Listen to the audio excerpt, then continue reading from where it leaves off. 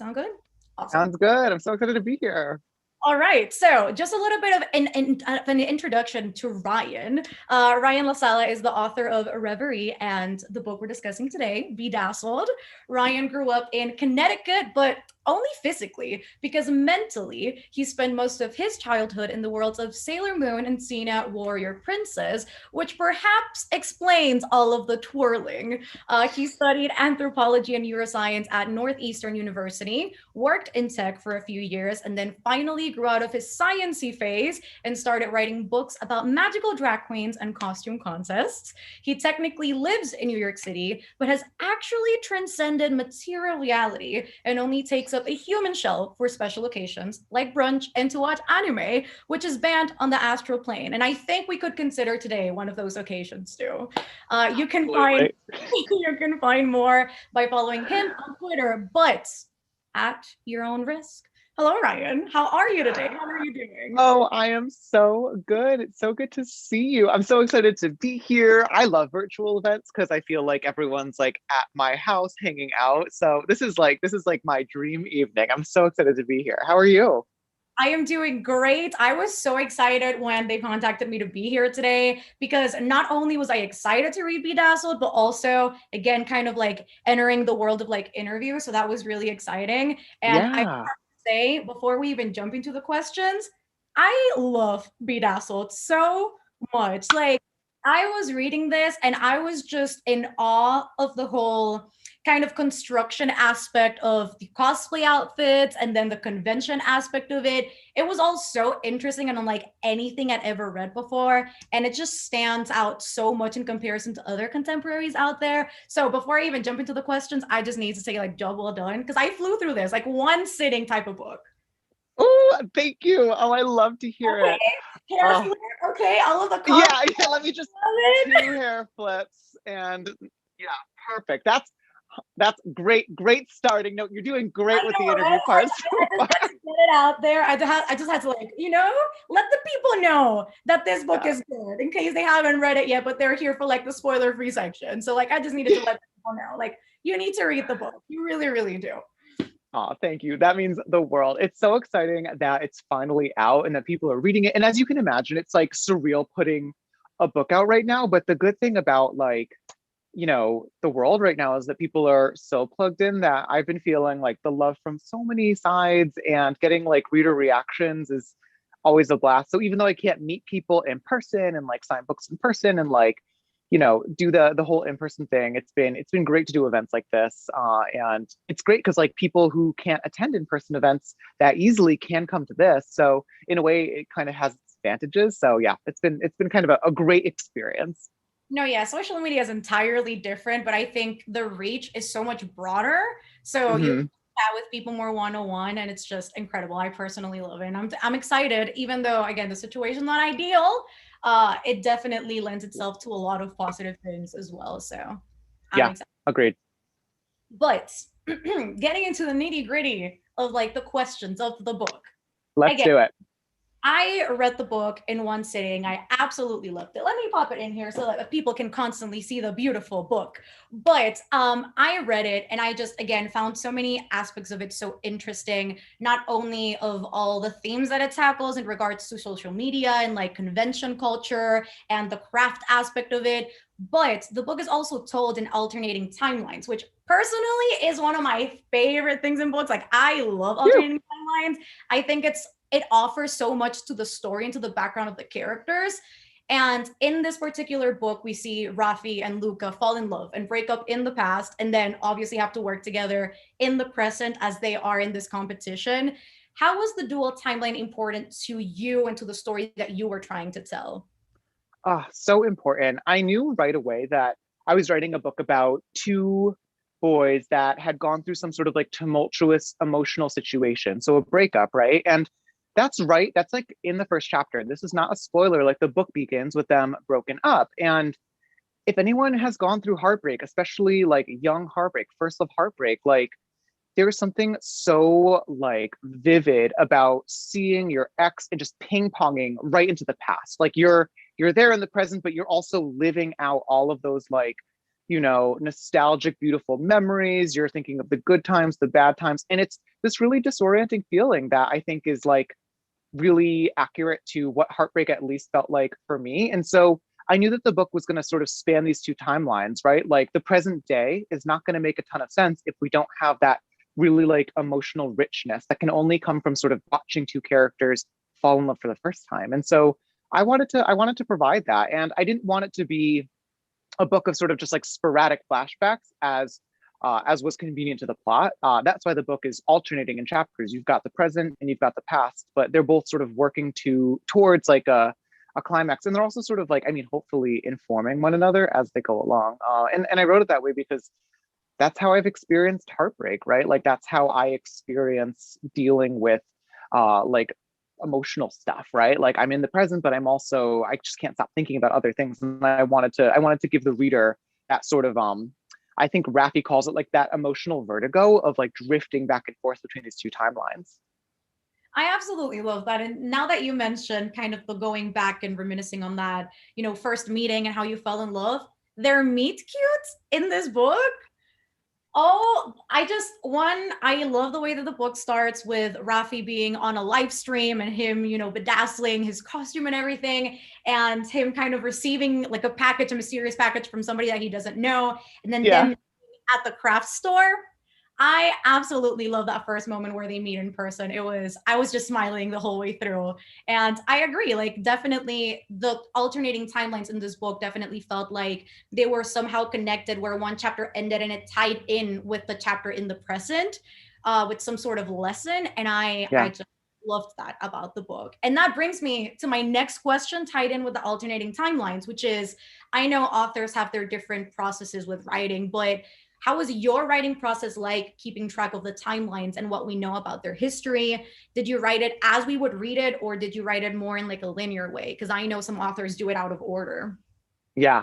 So whenever I write, or even if I'm revising something, I always have to start at like the beginning of the book and work myself like through it page by page, because I'm trying to, at least for myself, emulate what the reader experiences, right? So I want to know what that's like. However, when I write a book, it's not always in order.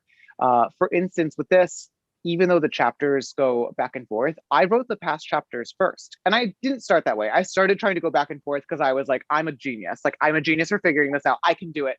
But then I quickly found that I was like in the present day trying to, basically reach for those like really like ripe memories and like that, those nerves, and I couldn't find them. So I had to write the past first. I had to get that history down because that history is so important to kind of the present day. And the present day just didn't feel like really real without it. So for the writing process, yeah, I wrote the past first and then wrote the present. But I outlined them sort of linearly. So I always knew, sort of like you say, like they sort of the past and the present talk to one another. And I always knew what those conversations were when I was writing it. So from the very start, I knew exactly how many chapters there were going to be and how many like past and present chapters there were going to be. They were pretty laid out.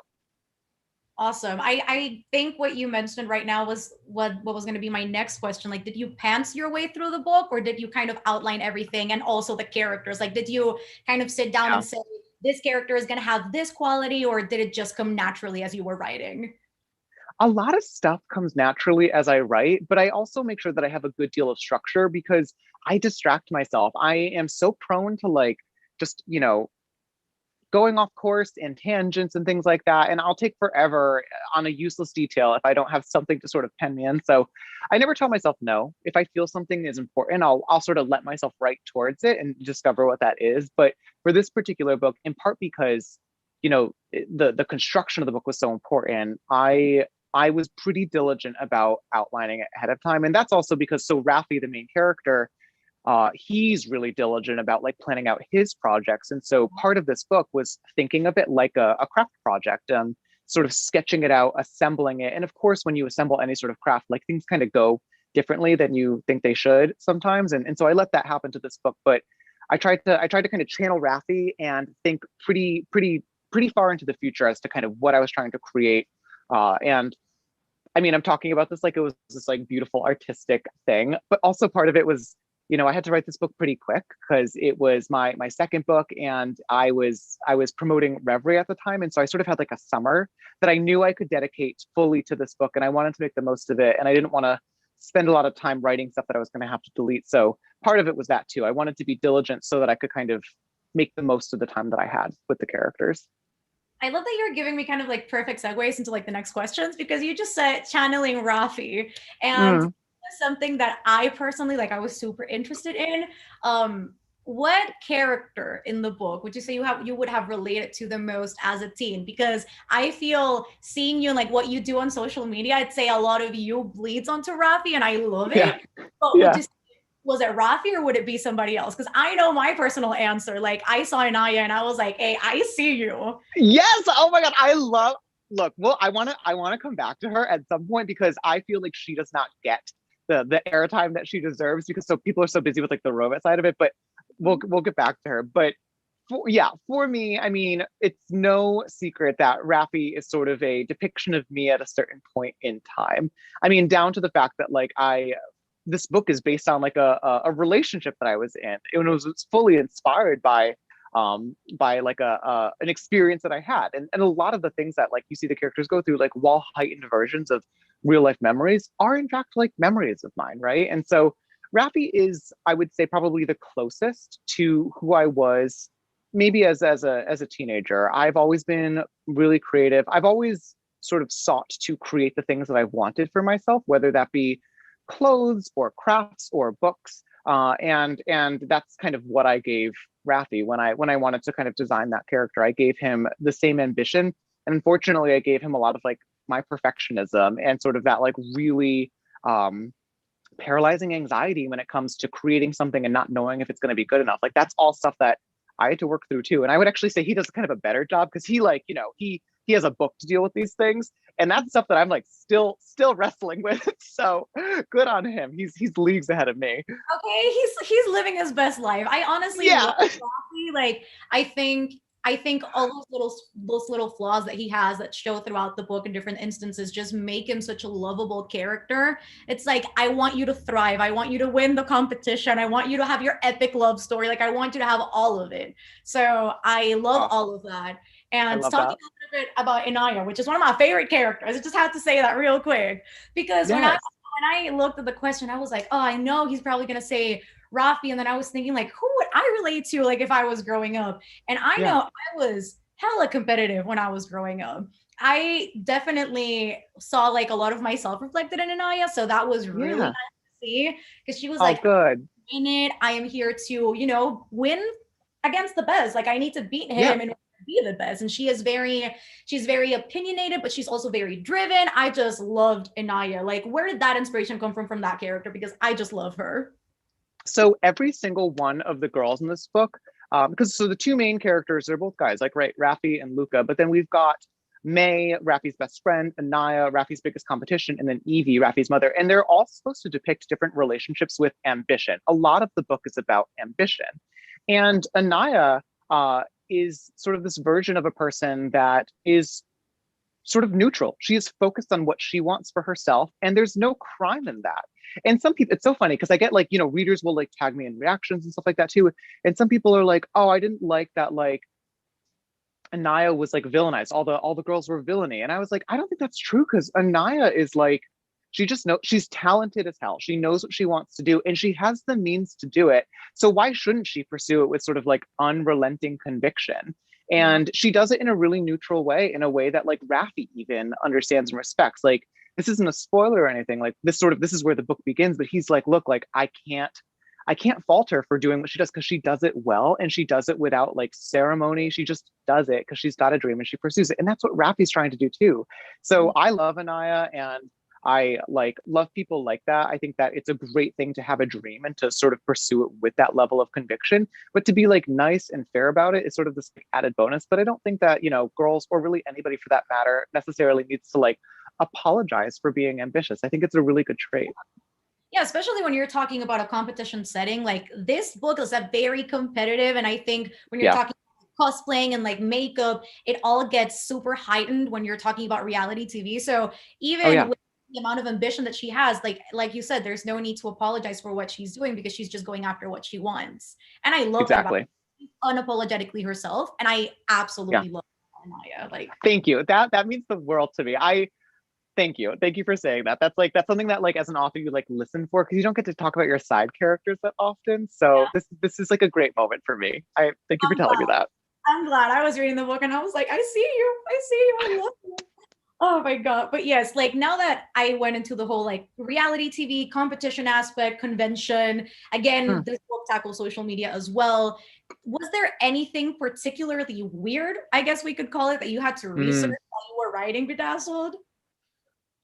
So much stuff, Melody. Oh my gosh, I don't even know where to begin with you. So the book has to do with cosplay, and cosplay is sort of this really specific high level of arts and crafts that has to do with like creating stuff out of like the strangest material, right? Like, and a lot of it is actually what's used in like highly budgeted like cinema as well. So, like for instance, the armor that you see in like the Avengers movies, like it's not metal. That would be way too heavy for the actors to move in. It's actually a high density foam that people manipulate to look like metal. And so, going off of that, like figuring out how to make these elaborate costumes that Rafi knows how to build was I designed every single one of them. I designed and drew every single costume down to the material components and the measurements that he would need so that I would know what materials he would use and how to sort of fuse those things together. And so the result is like I now have just like all of this weird knowledge about like how to do these things that like I mean hopefully I'll be able to use some of them, but I'm a crafty person, but this is sort of a level beyond. Like here's some examples. I actually wrote down a few examples for you. So some of the weirder stuff is people that have like battery packs and costumes. Oftentimes, like there are like LED type of components to costumes. The thing that they'll use to like waterproof a battery pack against sweat, often cosplayers will resort to using condoms.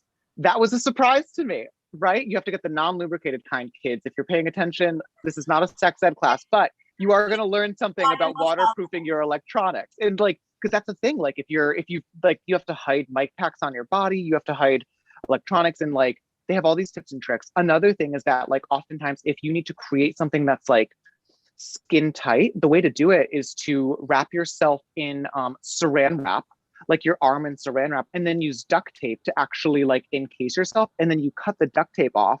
But because the saran wrap's under it, it doesn't pull at your skin. But then you've got a like mold in the shape of your body, and this is how people will make like body molds for like pattern making and things like that. It's stuff that you have lying around your house, presumably, that you could just use to create like the most amazing stuff. And so while like that might not seem strange for me, it's sort of like it was like waking up to realizing like all of the possibilities that you have if you're like a really resourceful crafter.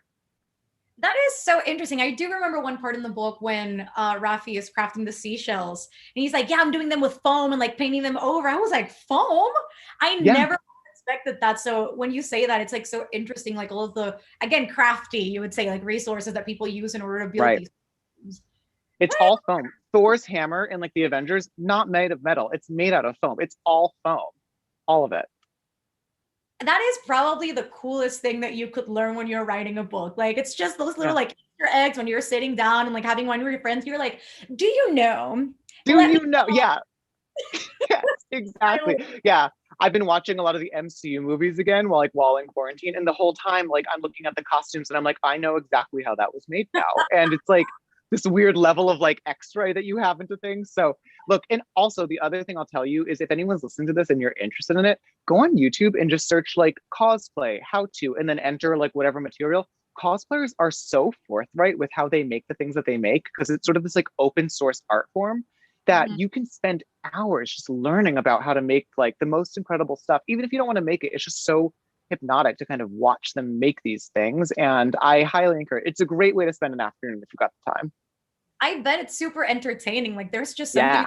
when people craft stuffs together. You're like, oh my God, that is so fascinating. Hmm. I don't doubt it. Yeah. So with that being tied in and like all of the tidbits that you had to research and like find out with Bedazzled, what was the most challenging part of writing this book? And on the opposite end, what would you say was the most rewarding by the end?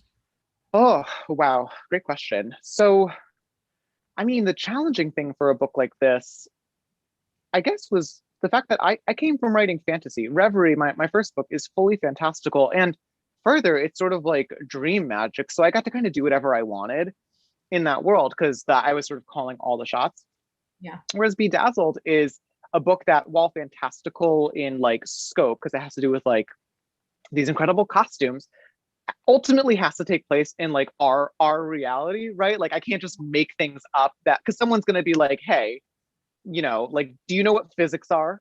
Like you can't just like put a building in the middle of the ocean, things like that. And so dealing with like kind of the real element of switching genres was interesting, but also just like the logistics of designing an entire competition. And so like for instance in Bedazzled, there's a cosplay competition. It's sort of the main plot of the book, and figuring out all of like the logistics and inner workings of what like goes into producing kind of a reality TV show. Something that like I didn't think I was gonna have to do, but I really did like sit down and do it. And I talked to people that were like, Yeah. that are producers about how they would approach this particular thing, and I got their input. And then I actually had the privilege of attending the behind the scenes of competitions like the one that's in the book, and going to like the green room and sort of talking to the competitors, and sort of I actually masqueraded as one of a cosplayer's handler. I sort of went as like an assistant to one of these cons and like basically carried all of our stuff, and like she wanted pizza, so I went and got her pizza, but I sort of acted as like her handler, and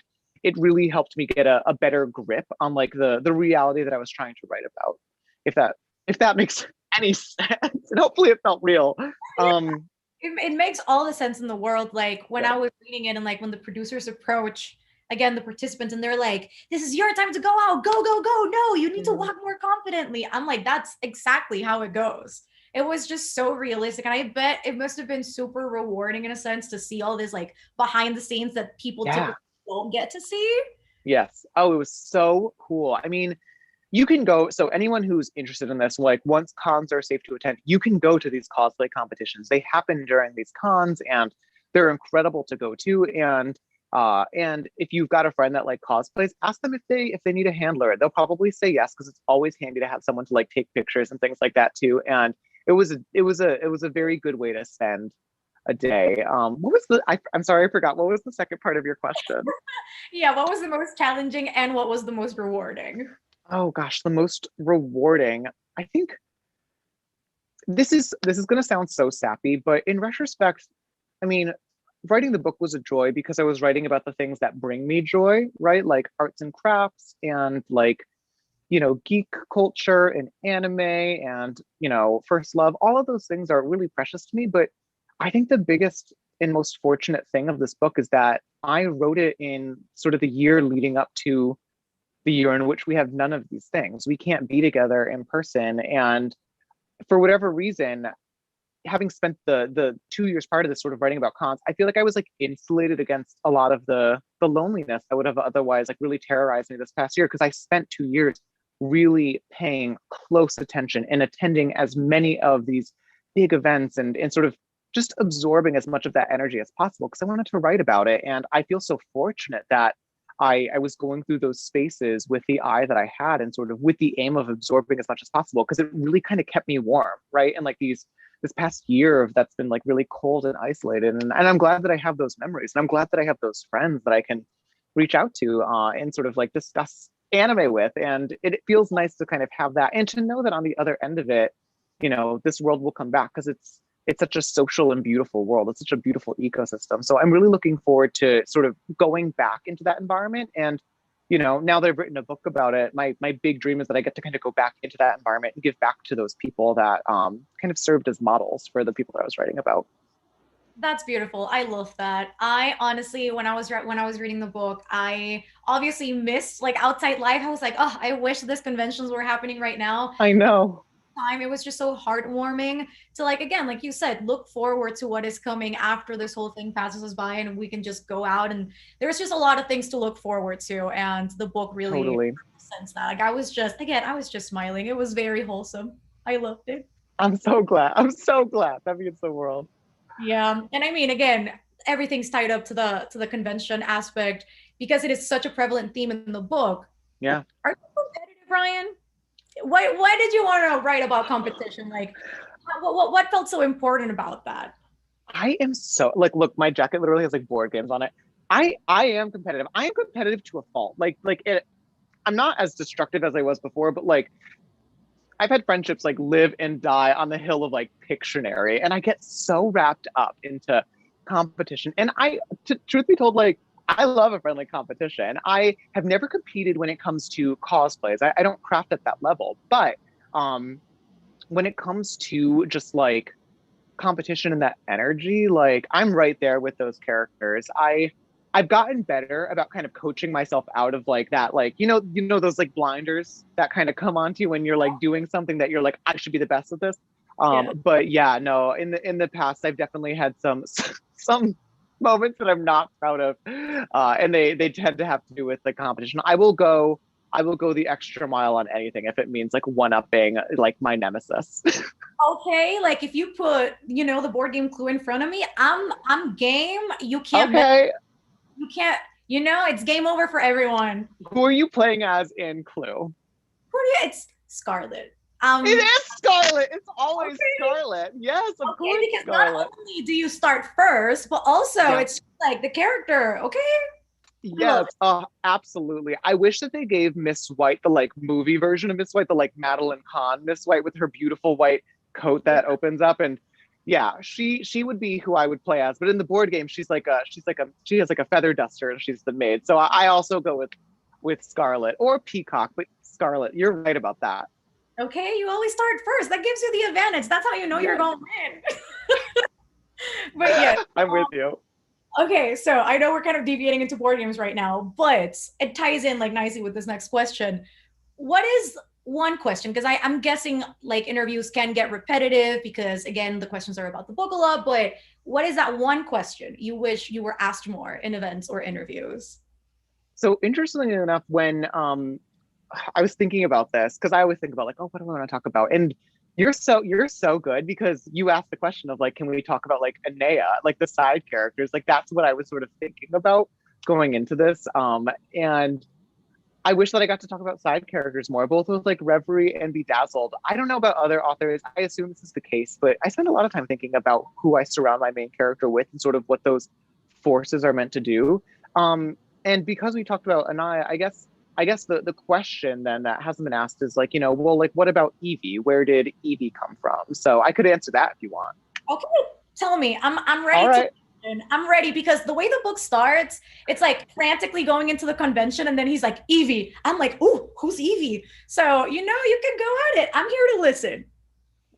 So I won't say too much because I don't, if anyone hasn't read it, a lot of this is actually very early on in the book too. But Evie is Rafi's mother, and she is sort of this like really compelling force in his life because this is why he's rushing into the convention. Like, if she finds out that he's cosplaying, she's going to be pissed because she's a very high and mighty elite artist. She's like an artist turned galleryist, and she does not approve of any of what he's doing. She doesn't like arts and crafts. She doesn't like the store that he buys his craft materials at. She doesn't like the fact that he's like cosplaying. She finds it to be like, reductionist. She thinks that cosplay is basically people ripping off other people's ideas. And first of all, I'll say we were talking about this right before we got on the camera.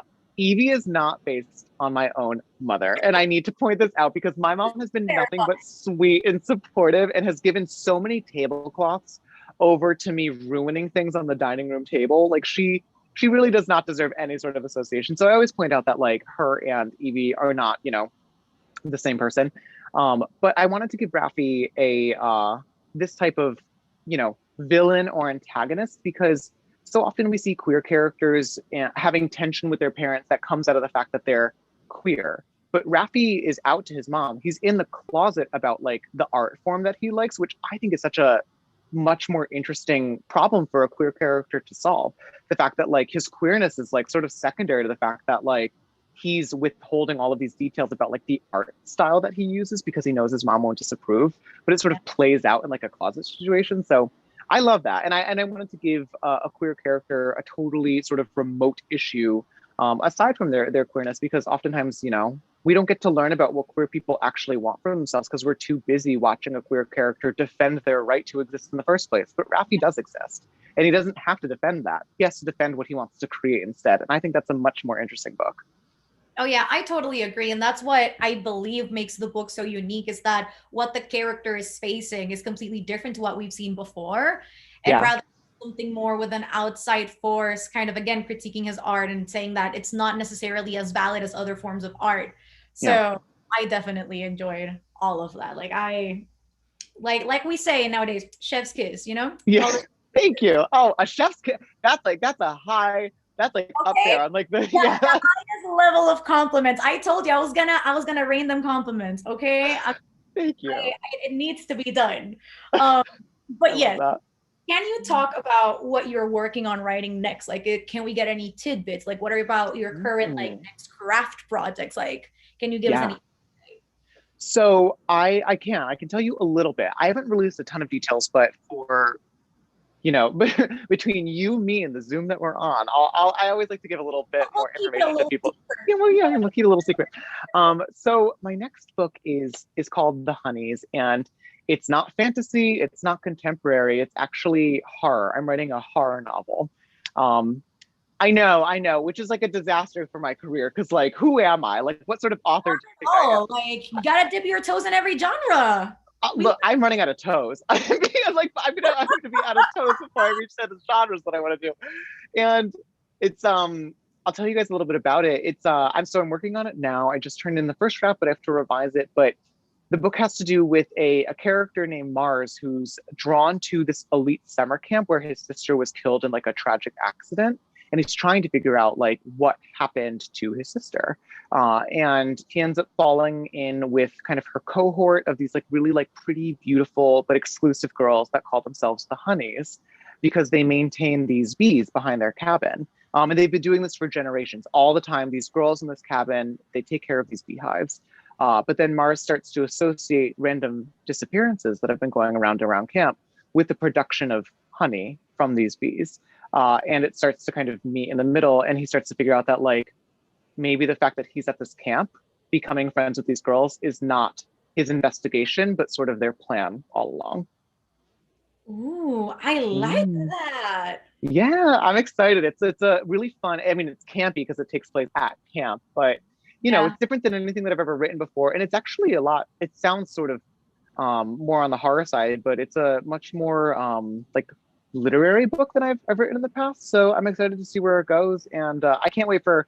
I mean, I have to finish it. So, but after that, I'm excited for people to read it. Right now, I'm like, if anyone reads this, I will, rocket myself into space. But after I'm done with it, I'm excited for people to read it. We'll disappear from this universe and then come back. Yeah, I'm gonna Thanos snap myself out of existence if this book leaves my leaves my computer.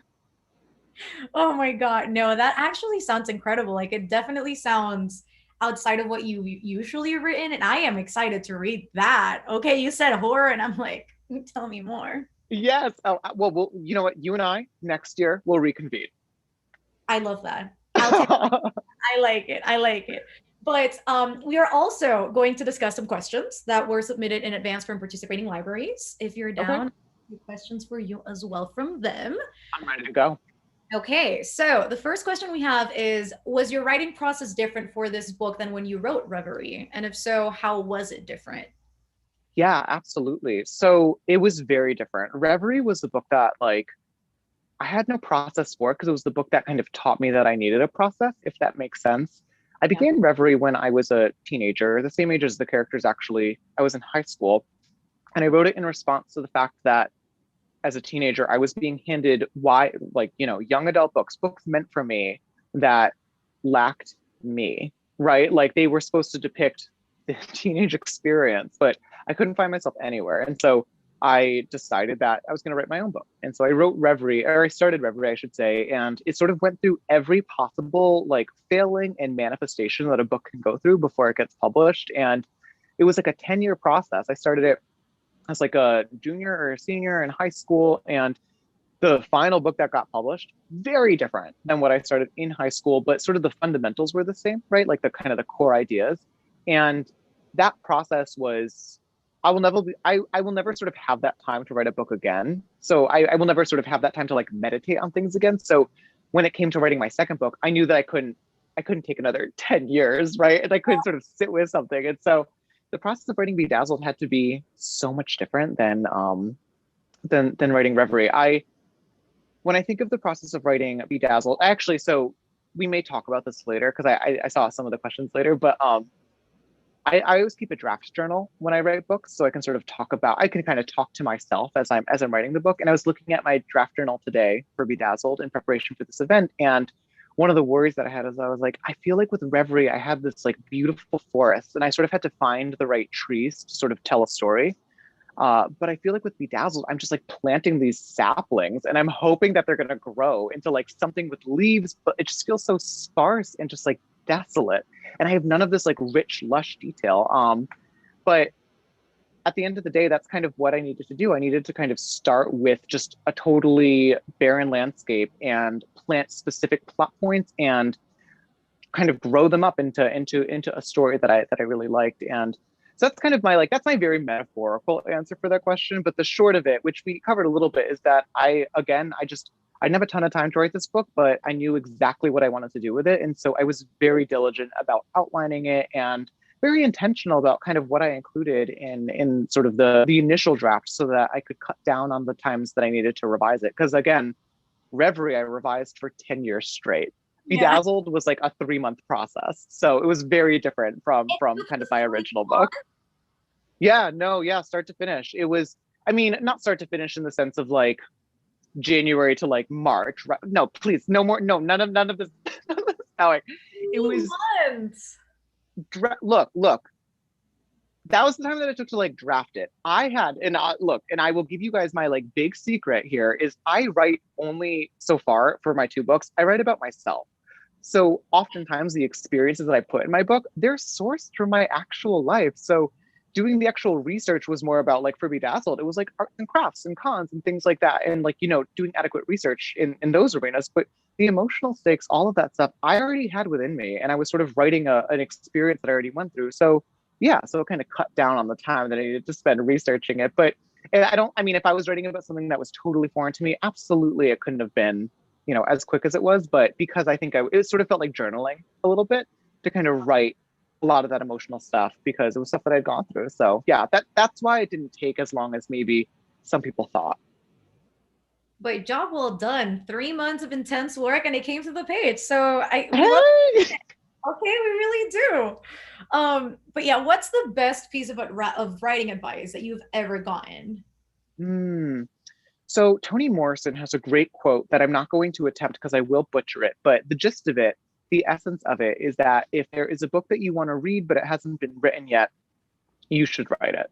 That's on you, right? Like go ahead and do it yourself basically. And DIY, do it yourself, right? Like that's sort of been a kind of constant theme of a lot of my life, right? Because I'm a crafty person. I like to kind of create things for myself. And Reverie was very much that. Reverie, I started actually, it was because a teacher introduced me to Toni Morrison in, I think, 11th grade. We were reading her essays, and that was one of the quotes that came up. And that's why I started writing because I was so upset. I was like reading Twilight, and I was like, how come these boys who sparkle are literally glittering aren't kissing one another? That's not how like the boys that I know that like sparkle and that are covered in glitter, they tend to hold hands with one another, like not like Bella or whoever. I like couldn't believe it. And so I was so upset by that when I read that quote, I was like, all right, I'm gonna take basically revenge. I'm gonna write out of spite. And it was that quote that kind of propelled me to doing it. And I always bring it up because I think I think a lot of my readers are queer and are looking for representation. And if you're not finding it,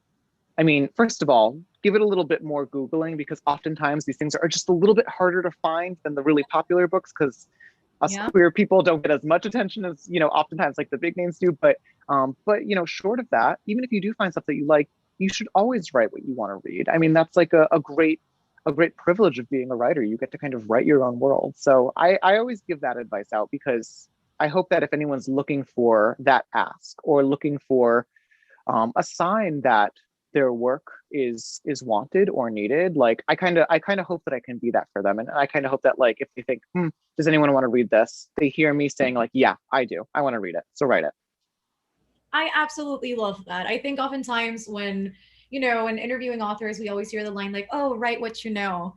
And I think this time around, hearing that is not only super refreshing, but it's also super empowering for people who are out there and, are aspiring authors and Yeah, do the same exact thing. So I absolutely love that. I'm sure there's somebody out there who needed to hear that. So I I hope love so. it.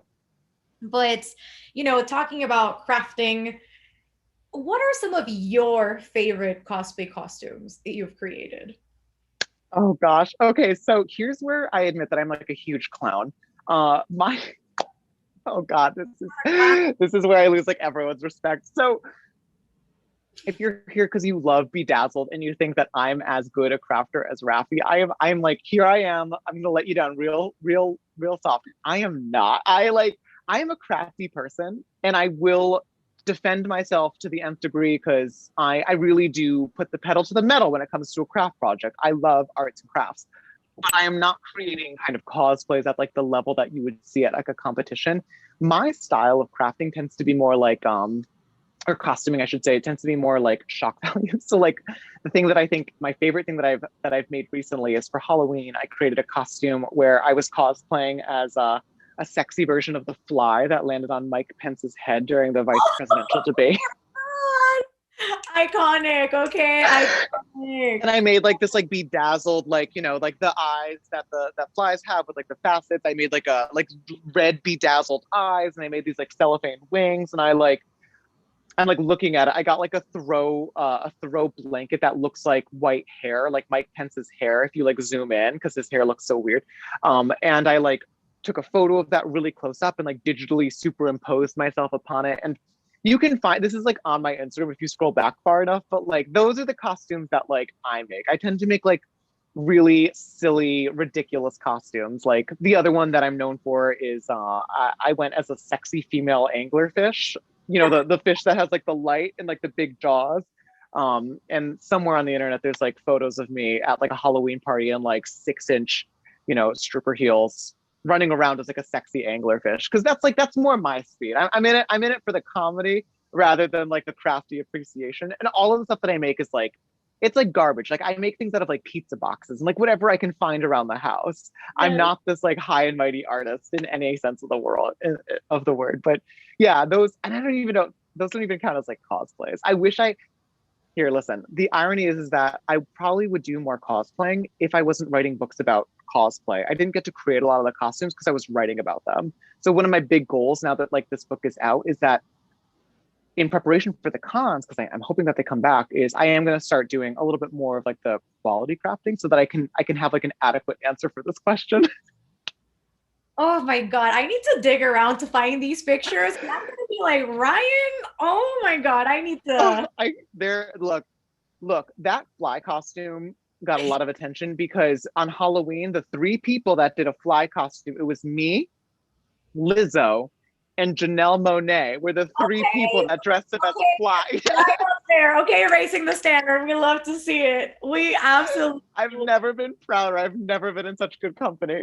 Oh my God. But if you were to make a cosplay, and this is kind of tied in with this question of like, what was your first fandom? Do you think you would cosplay something within that fandom or something else? Ooh, yes. So anybody that knows anything about me knows that I love Sailor Moon. Right now, I'm literally like going viral on TikTok for a TikTok about Sailor Moon that I made because I'm like ready to fight people about Sailor Moon at all times. I said that Sailor Moon could beat up Goku from Dragon Ball Z, which if you're into anime, you know that's a very divisive debate. But that's who I would have to pay homage to. I love Sailor Moon. I love everything about that anime. I've read all of the manga, the books that it's sourced from, and when I think of cosplays that I want to do and that I really want to execute well, I think of doing something from specifically that fandom because, and interestingly enough, Sailor Moon, a lot of the outfits in it, not necessarily sort of what you know Sailor Moon to wear, but the other outfits that are shown in the art, the creator of it was really into like high fashion and she would look at Runway. She would look at like, you know, Gucci and Versace and like all of these beautiful like high couture outfits and she would design characters off of them, which means that like when you're a cosplayer, when you're approaching creating and emulating these characters, these like beautiful, lovely characters, you're recreating couture.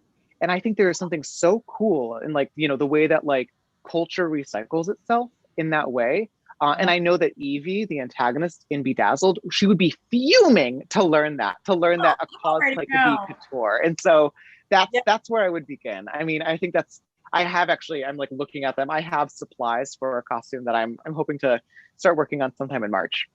Oh, I love that. And we do get to see a little bit of it in the book as well. Yes, and there is some good homage to Sailor Moon and Bedazzled. I don't think I could ever write a book and not mention Sailor Moon.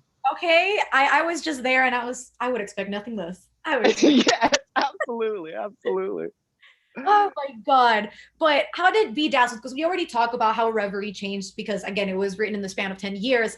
How Yeah. did Be Dazzled evolve and change as you wrote it? Like, was there something that you had to cut out that you were particularly sad to leave out in the editing process?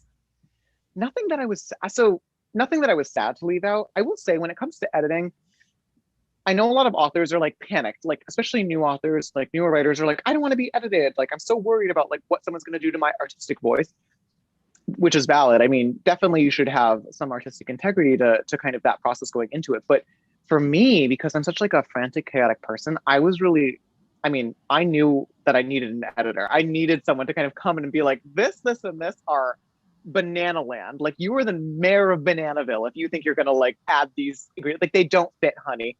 So I knew that certain things like were gonna have to go. And it was a relief to get someone else to kind of like sit with me and be like, I'm with you on all of these things, but like this and this, like they're not working. And so there are a few things in Bedazzled that I think were extraneous that had to get cut out. I'm trying to think of anything that I can like share. I don't think this is like a spoiler, but I already mentioned that like Evie is really against like arts and crafts. And maybe if I ever do like a Bedazzled sequel or something like this will sort of become part of it. But I used to have this whole backstory as to like you know, Evie, who hurt you? Like what Joanne Fabric's character like, you know, beat you up in a dark alley that you like hate arts and crafts as much. And so I used to have this like whole backstory to kind of like how she got that way. And it didn't need to be in the book, so it didn't make it into the final version of it. But eventually I think it'd be very funny to kind of give readers the context as to like why, you know, what basically like the event that happened that resulted in a person like Evie. That would have been so interesting to read about because I was fuming at the end when she's like when she says like this is plagiarism. I'm like, Yes. not just say that. So it would have been Mm. really interesting to be like, Evie, who hurt you? Let us Right. know who Well, hurt you. hurt people, right? And so Yeah. some like people wonder like why is Evie so over the top? And well, first of all, if you've ever met like a millennial or like a like Evie's probably like a Gen Xer, I guess, by her age. If you've sort of met these people, like the whole performance of artistry is like half the battle, half the time, half the battle all the time, really. And so I think that there would be a lot of like I would have if I had more words and more pages, it would have been interesting to kind of unpack, you know, that attitude, why someone ends up that way. But the book's not about her. The book's about Rafi, her son. And so he gets the airtime. But yeah, if anyone's ever wondering, she used to have a whole like conspiratorial backstory as to like why she hates arts and crafts. And I don't know, maybe stick around in the career of Ryan La Sala and maybe eventually you will get to read this. But I'm glad that it got cut from the book because it didn't make any sense in context. Okay, but that's how you rope them in. Now people can't. Yes. Everyone needs to find out what happened to Evie. Okay, Yeah. we gotta make it trending. Hashtag what happened to Evie. Yeah. Yeah. Oh Fine. my God. So, what would you say is like one thing that you want our readers to take away from Bedazzled? Oh, I'm like crying thinking about arts and crafts conspiracies. No, good cheers. I'm having so much fun. You're the best. Okay, things that I want people to take away from.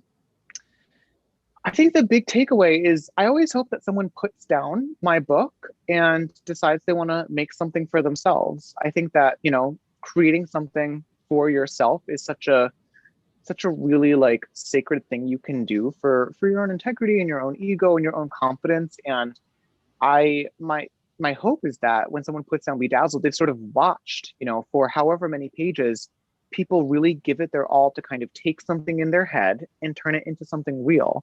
And Bedazzled's about sort of the arts and crafts version of that. But you could write poetry, you could make posters, you could do whatever, you could dance, so long as you're creating something sort of on your own terms. I think, especially, you know, teenagers oftentimes are given so much responsibility and the world sort of heaps so much upon them that you can lose sight of the things that you're doing for yourself. And that's true for adults as well.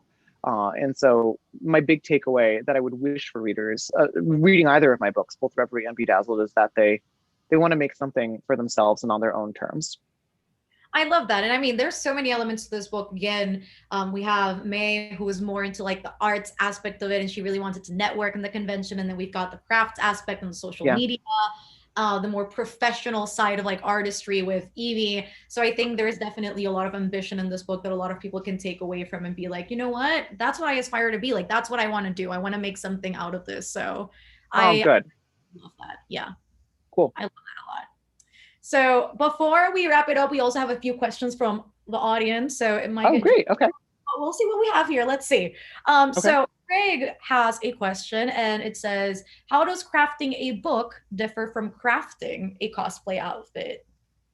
Oh gosh, crafting a book is one of the most frustrating things in the world because you don't see the like you don't hold a book until like a year after, you sort of like pen the final words. And there's something so frustrating about that. Like you spend so much time in your head working on something and you never get to like hold it until much later in the process. Whereas like crafting something out of arts and crafts, I love so much. There's something just so satisfying about making something with your hands. And when I'm having a really bad writing day, I'll step away from my manuscript and I'll go make something with my hands, even if it's something silly, because it just feels good to know that like, you know, you can sort of see that progress. So I like the immediate gratification of arts and crafts. I think that there's something in the process itself that surpasses, the final result. Yeah, I'm undoubted. And I mean, it must also be really therapeutic. It's like you and like what you have in your hands and just like working through it and you don't have to think too much about like outside forces. So Yes. Oh, absolutely. I like that. I really, really like that. We also have another question that says, what was the inspiration? And I actually really want to know this too. What was the inspiration for having Rafi craft on cam? Because when I tell you, I saw that part of like him live streaming and being like, oh my God, all of my links are down below. I was like, oh, he's like a YouTuber. I like Yeah. it. So like, I want to know, like, what was the inspiration behind that? Oh, I love that. I mean, this is so funny because like I've started crafting on cam. Like on my YouTube channel, I have like episodes of me like drunkenly crafting things out of again like pizza boxes, right? Like, doing my like garbage version of arts and crafts in this weird like retroactive experience of like no of trying to like figure out what this would be like. But that's not what inspired it. I was never like I'm gonna be like an arts and crafts like showmanship person. It was inspired by basically the fact that the cosplay community is one of the things that I really respect about the cosplay community is that they are so forthcoming with details and like the how to and like the DIY, right? Like they call it do it yourself, but it's like the whole point of DIY and giving people instructions is so that like we can all do it ourselves, right? Together. And I love that. And so I wanted Rafi to be much further down the line in sort of understanding that like, well, I've got this great talent and I'm going to share it with people because that's how I'm going to sort of gain traction in this space. Like I know that my future is up to me, and if I want a fighting chance in a really digital world, I've got to go ahead and take the reins of this and sort of start real young and give myself a platform. And I mean, that's something that a lot of like authors kind of learn as they're like getting like book deals and things like that too. But the younger generation sort of understands this like, innately, and that goes for Rafi as well. I love that. Like when he was live streaming, he was like, this is Seafoam Dream number 6. And he starts with Yes. that. I'm like, oh my God, look at him talking to Yeah, his. and he like holds things up to the camera. Yeah. He was like, and I put my hand behind what I'm showing, and I'm like, oh my God, yes, Stella. Yeah. Yeah. No, and I also like I love Twitch and things like that too. And so I mean the other irony that I'll share with people that are at this event is that so Rafi and Luca, sort of the core couple in the book, sort of take their cues off of like me and my ex-boyfriend, who was the person that sort of like inspired a lot of this too. And now the like Luca in my life, he has become sort of like a semi prominent streamer after the fact. Like now he is actually like acting out a lot. Like it's so funny. Like the two of us are sort of acting out these like roles that I wrote years ago, like before we actually broke up, in this very strange twist of fate. So I don't know, maybe it was like the future sort of calling itself back into the manuscript so that it could become like a self-fulfilling prophecy. I have a lot of theories about this. We don't have time for them now, but Like, rest assured that there's another time. yeah, there's a connection. There's a connection here, I'm sure of it. Oh my God, I need to hear all about that. That sounds like an Yeah. interesting conversation. Mm-hmm. We also have a question from Fifi, and Fifi asks, what feeling do you hope will stay with the readers after finishing Bedazzled? Potential. I think that like my favorite thing is to like feel just like that limitless potential of like what you can do. And I think especially now, like for me, potential feels like the antithesis of like this like stultifying depression that a lot of people are dealing with now, where they feel like the world is sort of closed in and they feel like they can't really make any moves because we've been inside for so long. And so I think that's what I sometimes feel like I'm lacking. And that's kind of the feeling that I hope that people get out of this, is that like there's so much to your life. There's so much that you can do and create and make for yourself. And I kind of, if I had to say a feeling, a single feeling, it would be potential. I'm sure they will. Again, like what I was saying earlier, the book just feels so hopeful. Like you just want to go out there and like, strive for more and do more. So it definitely Yeah. does. And I'm sure people will feel that way when they finish the book. Oh, that's a great question. And Donna also has a question. Donna asks, anything you've read lately that you've loved or that has inspired you as an author? Ooh, okay. So, I mean, if you can, I don't know if you can see behind me, I'm reading Ninth House by Lee Bardugo. Are you This is liking it? so I love it. I only just started it Okay. and I'm not that far into it yet, but I love it a lot. And it's interesting because I'm reading it and I also just read an upcoming Victoria Lee title, A Lesson in Vengeance, which is not going to be out until I think August. And that was like great too, but they both have to do with like dark academia. And so for whatever reason, I'm like now reading a lot of like dark academia and that's like where my mind is at right now. And I think like the gloomy, snowy weather sort of helps for that. So yeah, that's kind of what I'm reading, what I'm reading right now. That and a lot of nonfiction like papers about like superorganisms and like entomology and like bees, basically, are the things that I'm reading right now. I mean, you had to get yourself in the headspace for that to write, more of a darker type book. And let me tell Right. you, Ninth House is the one to do that because Ninth House gets crazy. I'm excited. I'm very excited about it. I've heard great things, and it's one of those things that like I just didn't have time to read this like past year, but it was I've had it forever, so I'm excited to finally like get into it. Okay, well, I hope you enjoy it. And that was actually our last question. Thank you Sure. for interrogate you. I feel like you were, in the hot seat, which every seat is hot with Ryan La Sala in it. We already know. Oh, We already you're good. You're so good. I learned from you. Okay, I learned from you before we came on here. Okay, I be listening. Truly, truly. This was so much fun. You are such a joy to talk to. And thank you for everyone who asked questions. I love reader questions. If we didn't answer things, by the way, feel free to like tweet at me. I will surely try to get back to you on stuff like that too. But this was so much fun. Thank you so much, Melanie. I mean, thank you so much for having me. Like, I just felt honored by seeing my name next to yours. I was like, oh my God, I'm here. So, it's all about you. The highlight is all you. So, yeah. Please. Thank you to everyone who participated on the book club today. Sourcebooks has listed the winners in the chat. If you're a winner, you can please email Lizzie to claim your prize. Her email is now in the chat box, so make sure to check that out. And again, Ryan, it was just so wonderful chatting with you. I just loved hearing all of your answers to all of these juicy questions, if you will. So yeah, thank you again to everyone who joined us. Make sure to join us next month on Tuesday, March 23rd at 7 p.m. Eastern Standard Time to hear Kosoko Jackson discuss his new book, Yesterday's History, which I actually have right here. So Yeah. y'all better know to tune in. Sourcebooks has added a link in the chat so that you can sign up right now if you'd like as well. They'll also be sending an email follow-up as a reminder. And I hope you all have a great day and a great rest of your evening wherever